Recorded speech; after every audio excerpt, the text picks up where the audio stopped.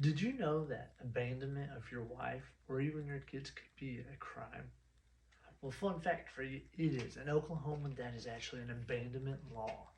Oklahoma statute states that if you abandon your wife or your kid or your husband and kid and they are solely dependent on you, you could face up to 15 years in jail. I had no idea. Granted, I think that's a pretty horrible thing to do in general, but that is an actual law. So I have always been interested in criminal justice. It is a passion I've always had, and I want to pursue that path. That's why I'm currently back in school.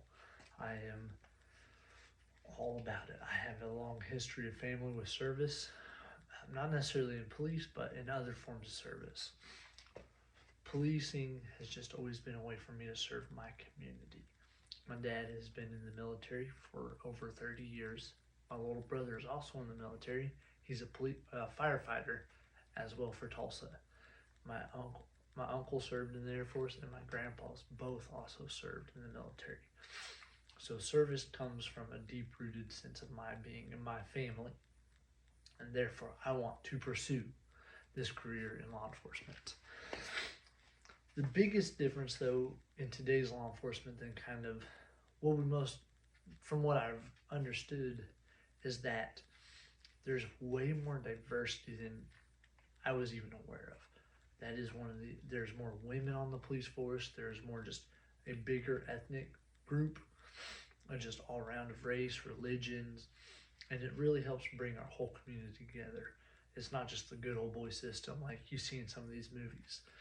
And on a lot of the studies, Kuttner even states how just diversity has changed so much, and just the requirements and the branches trying to develop more and have just a better connection with the community has really changed.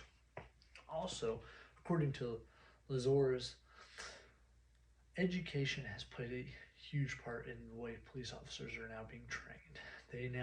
Most departments are requiring a bachelor's degree or just an associate's, but they're still requiring some schooling. And so it's holding officers to a higher standard, allowing us to produce better and better candidates going on throughout the years. And also, just the general job that I knew about, but also you don't hear about all the time is just the in and outs of not only are you a law enforcer and you're serving those in your community, but you're also a social service worker. You're answering all kinds of calls. You're fielding. You're doing just more than just simply writing tickets or catching the burglar. You're doing more than that. Another way I wanted to really dive in and understand what it would look like is I did a ride along with Officer Brandon Gilbert. And throughout this experience, it really opened my eyes to the day-to-day routines. I chose a Saturday, he had a day shift, and it just worked out really well that I was able to go early in the morning, and I hung out with him all day long. We rode around, we went on several different calls, and that is actually where I learned about the abandonment law. We had to deal with a report like that. What I found out the most was that we answered a ton of false alarms with all the new Ring cameras and stuff. False alarms are a big part of a police officer's job. Also, dispatchers play a huge role in your day-to-day. They are your best friend. They fill you in as you're going to each call with just a little bit more information, making it to when you get there, you have everything you need to do your job to the best you can. They are the best. Another fun thing that we ended up doing was we had to drag a dead deer off onto the side of the road. It was in the middle lane on the Broken Arrow Expressway, and it was impeding on traffic. And that is one of the jobs of a police officer I didn't even think about, was going out onto a busy highway and pulling something off. It seems like a simple task, but honestly, it was very kind of frightening. When cars are rushing past you at 60 and wondering why you're holding them up, they're not very happy. And that's another thing.